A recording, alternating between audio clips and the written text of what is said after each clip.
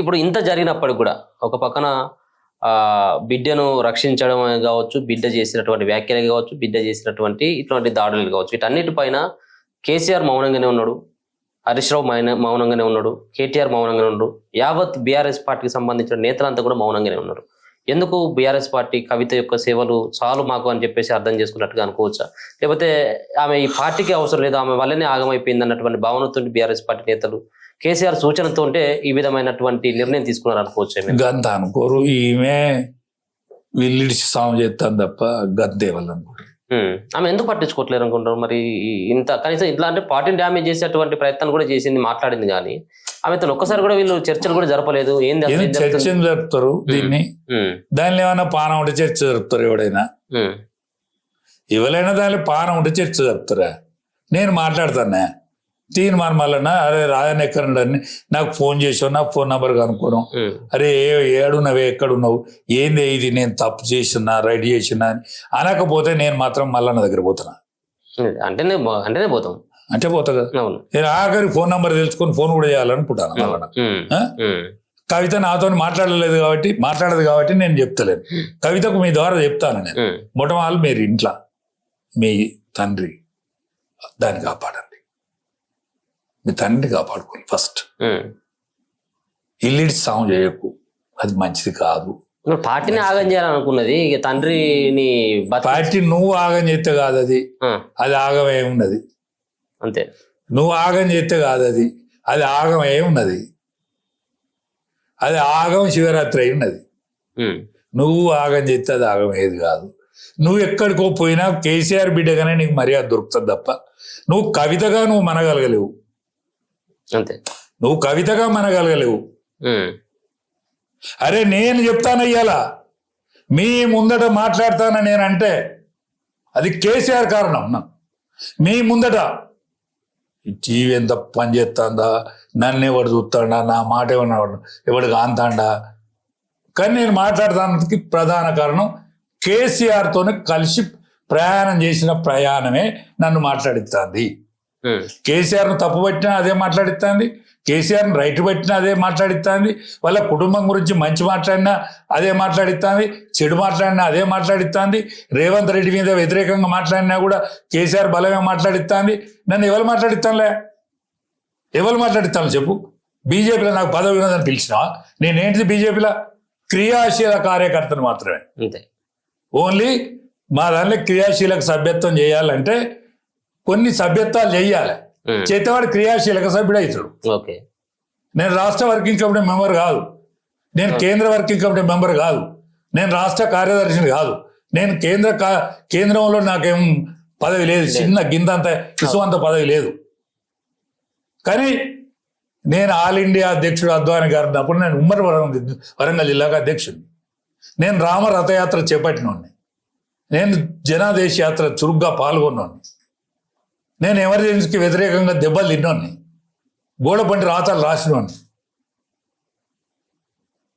నేను బీజేపీలో ఉండగా మాత్రమే గొర్రెల పెంపకందారుల సమస్యను ఢిల్లీ దానికి తీసుకుపోయి నెరవేర్చినోడిని. గొర్రెల మీద నిషేధం ఉండే, అప్పులు ఇవ్వద్దని.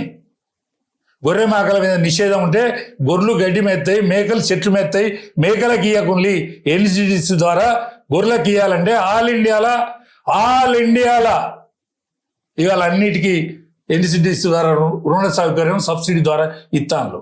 దానికి కారణం వీడే, రాజయ్య యాదవ్ చాలా గొప్పని కడుపులో పుడితే, లేకపోతే ఇంద్రుడు చంద్రుని కడుపులో పుడితే నా మీద కొన్ని వ్యాసాలు ఇవ్వడం రాస్తే, ఏమారాధన రాస్తే నేను కూడా చలామణి లీడర్ను. నేను చెప్పుకునేంత. ఇప్పుడు కేసీఆర్ హయాంలో కూడా వాళ్ళ ప్రభుత్వ గొర్రెల మేకల పెంపకం రాష్ట్ర అధ్యక్షుడిగా మీకు చైర్మన్ ఉంటుంది, కానీ నా భుజాన పెట్టే కదా వాళ్ళని కాల్చింది అంతా. మా పురుషార్థుడు నా భుజాన పెట్టి కాల్చిండు. ఈ చైర్మన్కి ఏం అధికారం ఉండదు. బదనం అయిందా మీరేమన్నా? బదనం అంటే వాళ్ళు క్షమిస్తే నేను బతుకుతానా? అరే మామని దగ్గర ఏం లేదురా, వట్టిదే మాని ముందర పెట్టి మామూలు ముంచిన రాని వాళ్ళు అనుకుంటే నా ఇంటికి వస్తాను వాళ్ళు, లేకపోతే నేను చచ్చినాడు కూడా రావద్దు వాళ్ళు. అంతే. మా తప్పు కులం కొద్దిగా, మా తప్పట్టుకునే కులం. నేను వద్దని మొక్కిన అన్న వద్దే, మా తప్పు కులమే, ఇస్తే చెక్కులు ఈ నడవంతరం వేషం చేయకని దండం పెట్టినా ఇన్లే, మళ్ళీ మోసం చేసి. ఓకే, ఇప్పుడు ఏమైనా కొంచెం ఆదరించినట్టుగా కనబడతా ఉందా కేసీఆర్ని? ఎందుకంటే చాలా రోజులుగా ప్రజల్లోకి లేడు, సో ఇంకా కుమిరిపోతా ఉన్నాడు ఫామ్ హౌస్ లో. సో తప్పు చేసామన్నటువంటి భావన అంటే ఏమైనా ఒక్కటే ఏమన్నా ఇప్పటి వరకు అనుకుంటా ఉన్నారా? ఈ సంవత్సరం 2 సంవత్సరాల ఇప్పుడు కాలం వేరే పార్టీలు పుంజుకోలేదు కాబట్టి టిఆర్ఎస్ కు సెకండ్ లీడర్షిప్ ఉన్నది. టిఆర్ఎస్ కు సెకండ్ లీడర్షిప్ ఉన్నది. ఉమ్, బీజేపీకి యువతరం ఉన్నది. బీజేపీకి యువకులు ఉన్నారు కానీ వాళ్ళకు లీడర్ లేడు. బీజేపీకి యువకులు ఉన్నారు కానీ లీడర్ లేడు. ఏది గ్రామీణ లీడర్ లేడు. పోతే వీళ్ళు కూడా అందరు కలిసి ఉన్నట్టే కనిపిస్తారు కానీ కలిసి ఉన్నట్టు అనిపించరు. ఉమ్, వీళ్ళందరూ కలిసి ఉన్నట్టే అనిపిస్తారు ఉమ్, కానీ కలిసి ఉన్నట్టు అనిపించరు. ఉమ్, ఇప్పుడు 8 మంది పార్లమెంట్ మెంబర్లే, అలా ఈ ఇద్దరే పాత బీజేపీ వాళ్ళు, 6 కొత్త వాళ్ళే. ఉమ్, 8 మంది అసెంబ్లీ మెంబర్లు ఉన్నారు. 8కి 8 ఈ పార్టీ కాదు, ఉమ్, కొత్తగా వచ్చాయి. అంటే 16 మంది ఈ ఎమ్మెల్సీలు, వీళ్ళందరూ వేరే వాళ్ళే.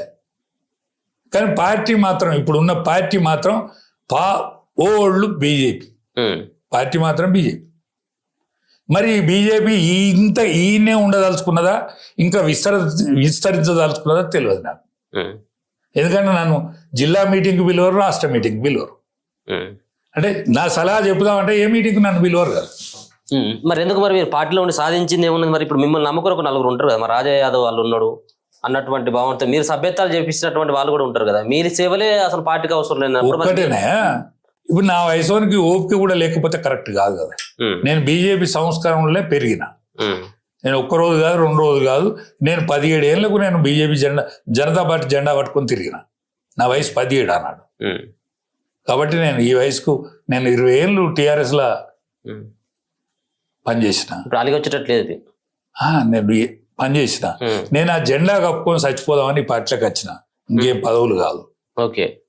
కానీ నా మార్గదర్శకత్వం అక్కరుంటే, నా యొక్క సర్వీస్ అక్కరుంటే బీజేపీ ఉపయోగించుకోవాలి. అవును. లేకపోతే నేను ఏ పార్టీలో పడితే ఆ పార్టీలో పోయేతోని కావద్దు. ఉమ్, ఎందుకంటే భవిష్యత్ తరాలు ఒక పార్టీని నమ్ముకొని ఉండాలి అనేటువంటి ఆలోచన కట్టుబడి ఉన్నాను నేను. అందుకనే ఏది పడితే చేయాలి. కానీ నేను బతికినంత రోజులు మాత్రం బీసీల సర్వీస్ చేస్తా. ఓకే. ఎందుకంటే నేను ఆ కులంలో పుట్టినండి, ఉమ్. అది చేయాలన్నది. అసలు బీజేపీలో మాత్రం చివరి వరకు ఉంటారు, ఇక పార్టీ మారేదే లేదన్న. మారా చివర స్వయంగా కేసీఆర్ వచ్చి అన్నప్పటికీ కూడా ఇక- కేసీఆర్ యొక్క ఆరోగ్య పరిస్థితి ఏదైనా ఉంటే బాధపడతా. ఉమ్, ఓకే. నేను కేటీఆర్ కూడా చెప్పిన మొన్న, ఉమ్, ఎందుకో సందర్భం వచ్చింది, ఆయన ఒక మాట మాట్లాడాడు. ఉమ్, నేను జైలు పోయిండు కదా, జైలు జీవితం మేము 5 అనుభవించాం కదా, ఉమ్, 6. ఆ విశేషాల మీద ఏదో వాళ్ళు ఏదో టెలిఫిలిం తీస్తానట్టున్నది. ఉమ్, టెలిఫిలిం తీస్తా అంటే నన్ను కరీంనగర్ రమ్మన్నారు.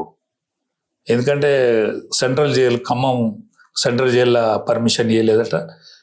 హాస్పిటల్ వాడు కూడా పర్మిషన్ ఇవ్వకపోతే కేసీఆర్ ఇంట్లోనే తీసిండ్లాడ, కరీంనగర్లో ఇల్లు ఉంటుంది కదా, ఉమ్, ఆ ఇంట్లో తీస్తే నన్ను పిలిస్తే నేను పోయినా. ఆనాడు నా పాత్ర ఏందో చెప్పిన, ఉమ్, ఆనాటి పాత్ర ఏందో చెప్పిన. పట్టాభి అని జర్నలిస్ట్ ఉంటాడు, ఉమ్, ఆ జర్నలిస్ట్ కొను కేటీఆర్ దగ్గర ఉమ్, ఆయన మాట్లాడిన సందర్భంగా, అన్న ఇప్పుడే నా దగ్గరికి కేటీఆర్ వస్తాడు అంటే, కేటీఆర్ వస్తే పెట్టేయి కానీ నాతో మాట్లాడు కదా అంటే, నేను అన్నతో మాట్లాడతాను చెప్పు పెట్టేయకాను అని అన్నాడు. ఉమ్, మాట్లాడిండు. రాదన్న నీ ఆరోగ్యం ఎట్లుండదు అని అడిగాడు. ఉమ్, నా ఆరోగ్యం పర్వాలేదు, ఆపరేషన్ అయింది ఉమ్, అంటే, అయ్యో నీకు ఆపరేషన్ అయిందా అని అన్నాడు. ఆపరేషన్ అయింది, నేను కోలుకున్నా, కానీ డాడీని మంచిగా చూడండి, ఉమ్, డాడీని మంచిగా చూడండి అంటే, నేను 2-3 రోజులకు నాకు ఒకసారి మాట్లాడాలన్నది ఆయనతో కూడా అని నేను అన్నా. నేను 2-3 రోజులకు మాట్లాడతానని మాట్లాడితేనంటే, ఆయన మాట్లాడితే మాత్రమే మాట్లాడిపి కానీ మంచిగా చూసుకోమని చెప్పిన నేను. అంతే. తప్పేం లేదు, ఉమ్, తప్పేం లేదు కదా. అంతే కదా. అది మానవత్వం కదా, ఉమ్, అది మానవత్వం. అంతే.